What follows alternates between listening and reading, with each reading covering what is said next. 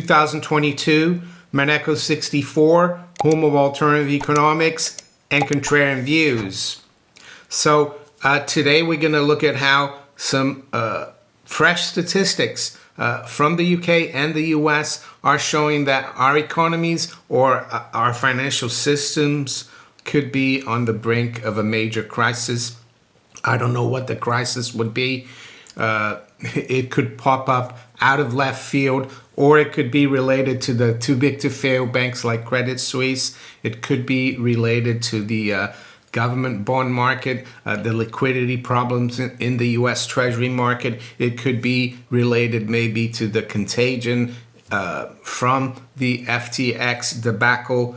We don't know, but I think these data are showing that things haven't been as bad as this for a while. Before I start though, I like to recommend a book, and we do that quite a bit on the channel. I've been doing that for years, recommending books. I even have videos with a list of books that I recommend. And as I've gotten a lot of new subscribers of late because of my interview with Clive Thompson, the interview I did with him, that video has gone viral, and I have a lot of new viewers. I think a really important book to read is The Tower of Basel, The Shadowy History of the Secret Bank That Runs the World by Adam Libor. You might find a free PDF. You might be able to buy it.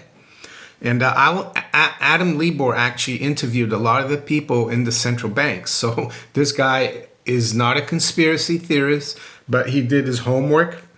And yes, the BIS, they are in Basel, Switzerland, but they are actually a bit like the Vatican. And they were created by a treaty of The Hague in 1930 by the major European countries. As you can see here, 1930, January 1930, 20th of January 1930, the duly authorized representatives of the governments of Germany, Belgium, France, UK, of Great Britain and Northern Ireland, of Italy and Japan, of one part, and the duly authorized representatives of the government of the Swiss Confederation of the other part assemble at the Hague Conference in the month of January 1930, have agreed the following. So it's created by treaty. So if we wanted to abolish it, it would have to be by treaty as well, I guess. But the other important thing about the BIS is who owns the BIS. So, and this is all information from their website. So it says Constituent Charter of the Bank for International Settlements. And why was this bank created? Well, it was as a result of the Young Plan in 1930.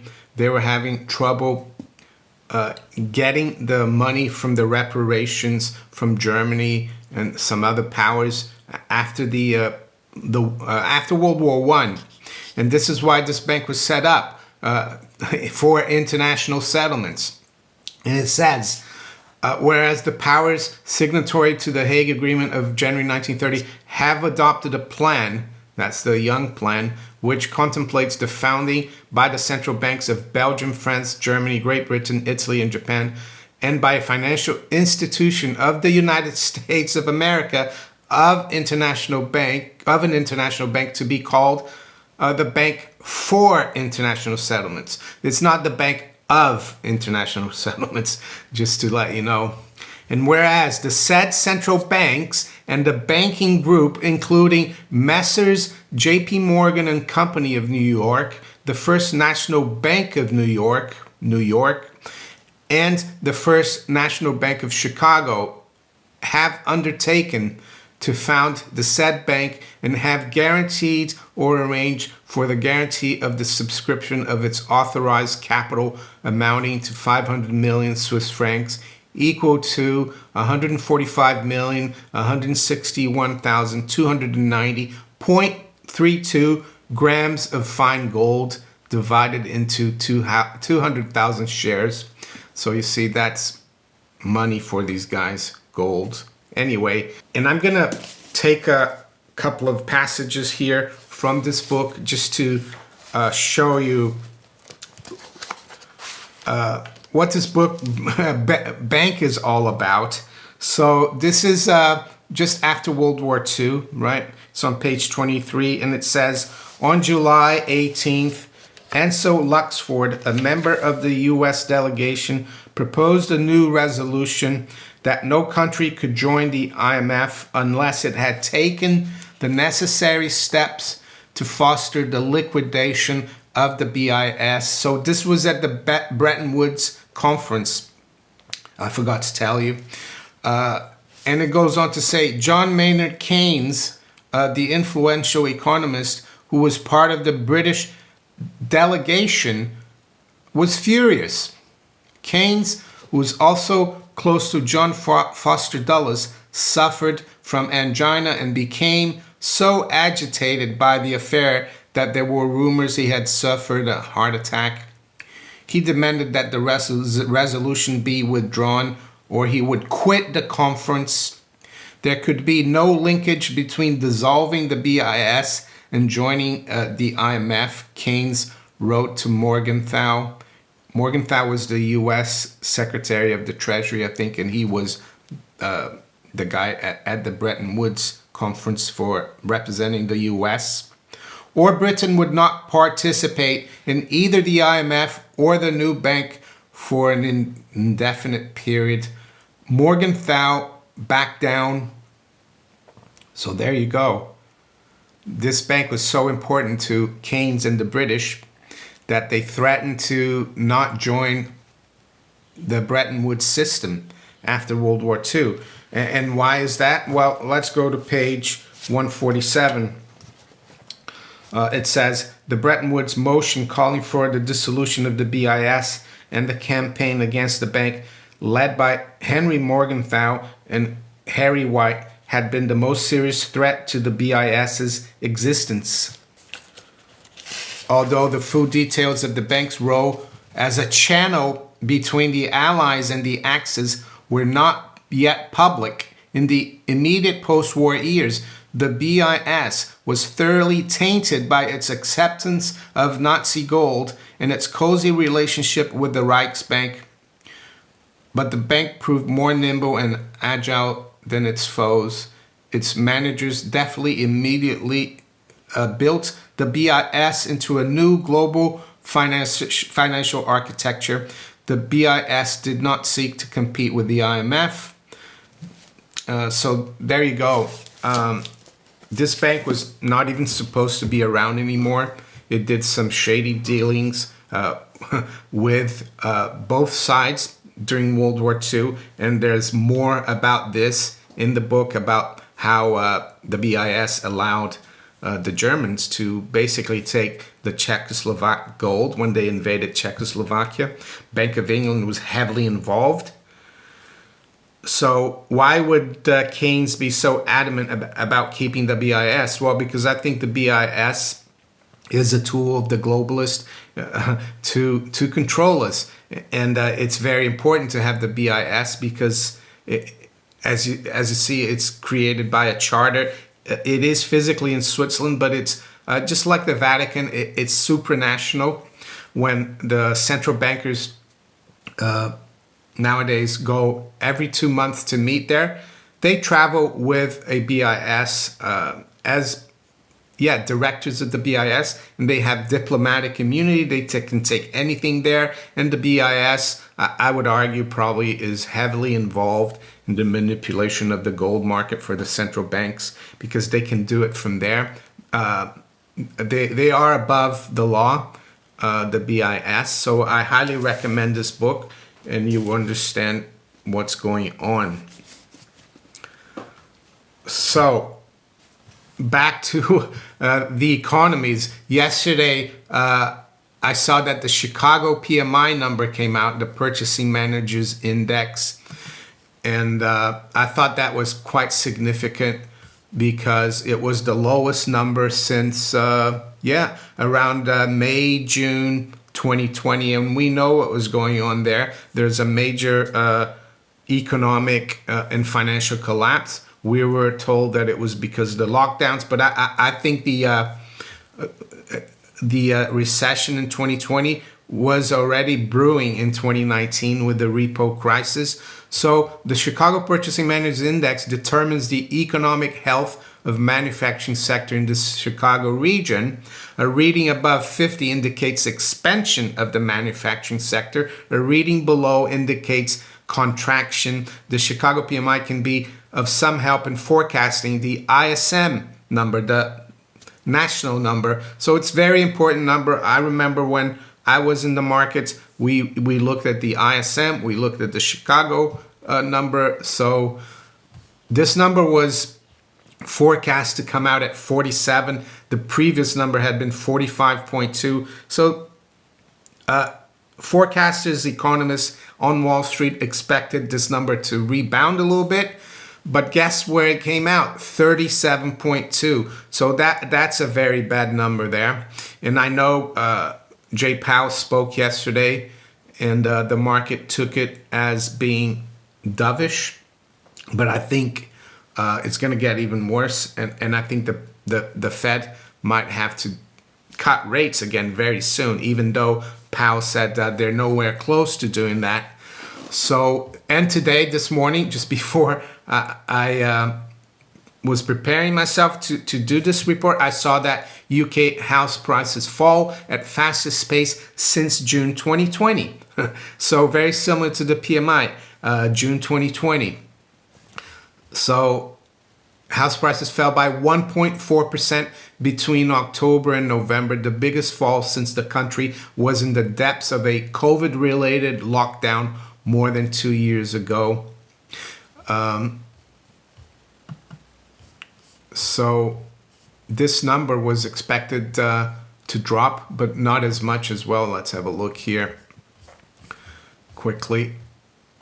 Okay, yeah. So it was expected to drop by 0.3 and it dropped by 1.4%. As I said, rising mortgage rates are starting to hurt the housing market. And also, if you remember well, in September, October, October time, end of September, beginning of October, we had the crisis here in the gilt market. Interest rates spiked massively, and a lot of mortgage providers, they took out a lot of mortgage deals from the market, and that's probably one of the reasons why this is happening. But the worrying thing is that there were a lot of 2-year deals that were taken around the time, that time in 2020, maybe also a bit later in 2021, when the government was trying to kickstart the economy, when the central bank had cut rates to zero. They were giving people money from left, right, and center. A lot of people took on new mortgages to buy new homes in 2021, not 2020. And a lot of these deals were 2-year fixed, and they're very low rates. And they're coming up for renewal to roll over next year. So, and right now that hasn't happened yet, but the fact that nationwide house prices are dropping already now is a bit concerning. And I know in the budget they've put some clauses there where they're going to help people with their interest payments, not the principal payments. So that might help buffer this fall a little bit, but I don't think it bodes well. Am I saying people should sell their homes? No, because I look at my home as a place to live, and I'm not concerned about the level, the price of my house. I guess people who could be concerned are people who borrow too much to buy their homes. Now it's coming up for renewal next year, and they could be upside down in terms of equity. They could have negative equity, and lenders might not roll their mortgages. So we could see a huge problem. It's something that happened, I think, in the early 90s here, and probably also a little bit after the 08-09 collapse. So there you go. That's where things are. And as I said earlier, something's brewing, because these economic data haven't been as bad since we were in the depths of that 2020 collapse. So with that, let's quickly look at where the markets are this morning. It's 8:30 a.m. London time. We got spot gold at 1776. Interesting year, I guess. It's up $8. The high's been 84. The low's been 67. So we've broken through. I think we were looking yesterday at that 200-day moving average. So we've broken above that. So gold's doing quite well. Silver, on the other hand, did well yesterday, outperformed gold, but today it's down about 10 cents. The high's been 42, low is 05. We are at 22.07. So what's going on? How come gold is continuing, silver is doing this? Well, maybe because silver is more of a hybrid. It's more sensitive to the economic data. Who knows? Or they're trying to keep gold down by keeping silver down, and silver is always easier. But anyway, my view hasn't changed. Of course, it looks quite positive. Precious metals. So to the stock market, yes, and yesterday there was a big rally because of Powell's speech. I'm not too sure if the stock market is out of the woods. I think it's just a rally in the long-term bear market, just like Charles Nenner recently said to Greg Hunter. I think it's worth watching that interview on, I think he's on Rumble. Greg Hunter, USA Watchdog. But this morning, the Dow futures down a little bit, down 50 points. NASDAQ is down 22. S&P is down just over a point. The currencies, we've got sterling up about a quarter at 120.90. The euro is up slightly at 104.15. The dollar is down quite a bit versus the yen. It's down over 1% at 136.50. So I've spoken about the dollar versus the yen, how it had broken key levels, and it's continuing to go lower. So that's just going to weigh on the dollar index even more, I would say. Versus the yuan, the dollar is up slightly, about 0.5% at 707.60. We'll quickly go through the other currencies here. We got Aussie dollar up slightly at 67.98.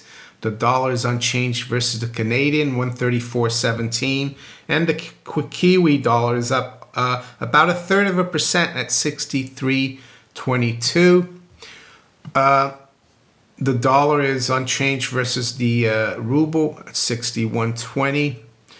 And let's check the general commodities. Let's start actually with the Dutch TTF, natural gas futures, because that's continuing to rise, and that's worrying for the European economy. We're up 10% almost, as you can see here. We are at 161. And as I said, recently we traded below 100, so it's up about 60%. WTI crude is down slightly at 80.39. Brent crude is down slightly as well, 86.70. High-grade copper is up a third at 3.75. And U.S. nat gas is up 0.5% at 6.94. We'll finish off with the Treasury market. The 10-year yield is down another 6 basis points. We're at 3.64, and the 2-year is at 4.36. So there you go. I wish you all a great day. Take care. Bye.